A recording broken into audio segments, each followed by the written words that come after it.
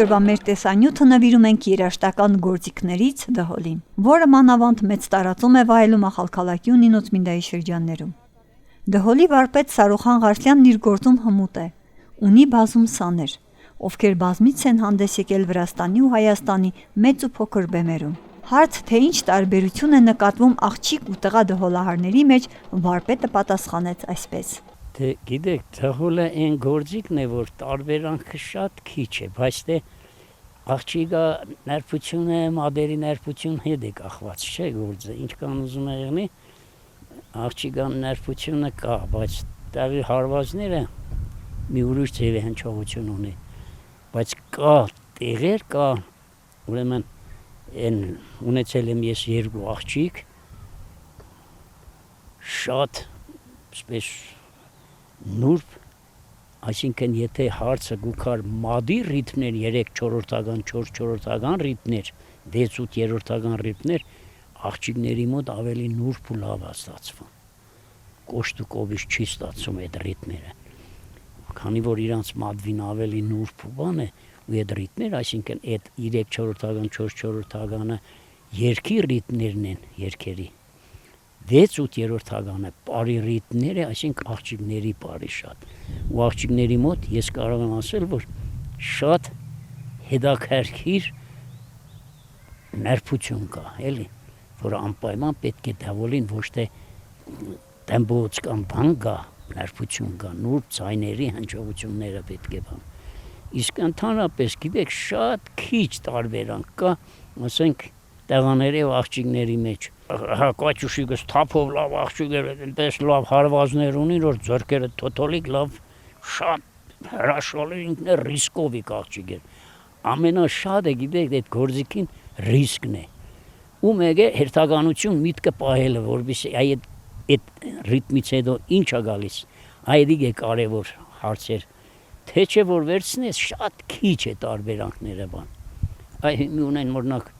Ասետիայում կա չեչենները ունեն աղջիկները շատ հետաքրքիր, բայց ավելի հետաքրքիր ես զարմացել եմ Սրեդնի Ազիայի, այսինքն ուզբեկների, տաջիկների, նրանց դաֆ է ու աղջիկներ ունեն, որ դաֆի վրա նկարում են հավաստ գալիս այդ ռիթմները բան։ Տարբեր ազգերի մեջ, տարբեր բաների մեջ կա այդ տարբերանք հենց այդ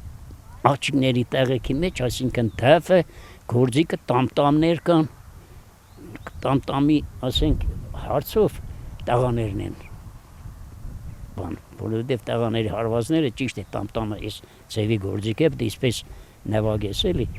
իսկ դաֆը ես ձևի է վերնած Սրեդնյազի, այսինքն ուզբեկ աղջիկ գիտեմ ես, Թիվլիս փառատոնի ինեգե, ես հելա բեմին ես դրա մադվին համբուրեցի,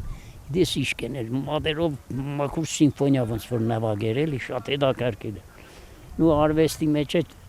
գիտեք ինչ է, տարբեր ազգերին, տարբեր ռիթմներ կա, որոնք պետք է անպայման տիրապետես,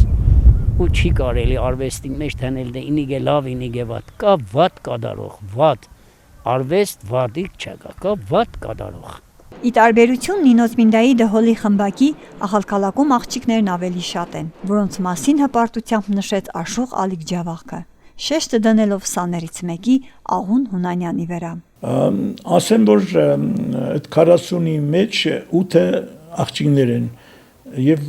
եթե վերցնենք, որ առաջի չափ տվող աղջիկը, չափ տվող դհոլահար աղջիկը, դա ամեն ինչ ասում է։ Աղունիկ Հունանյանը օրինակ հիանալի է նվագում, ոչ մի տղա երևի նրան հետ չկարողանա չափել։ Չնայած ունեմ լավ պրոֆեսիոնալ դհոլահարներ, այնպես որ աղջիկներս ավելի լավն են։ Դհոլ, հայկական հարվածային ազգային երաժշտական գործիք։ Այն պատկանում է երկկողմանի թմբուկների դասին։ Այս գործիքը տարածված է նաև տարբեր ազգերի մոտ եւ օգտագործվում է երաժշտական համույթներում։ Դհոլ նվագելու համար պահանջվում է 2 փայտե ձողիկներ, որոնք պատրաստվում են բամբուկից կամ եղեգից։ Ձայնը հնչում է 2 փայտե ձողիկներով կամ մատների ծայրով եւ ձեռքերի ափերով հարվածելով ձգված կաշվին։ Դհոլ նվագակցում է գրեթե բոլոր երաժշտական գործիքների հետ։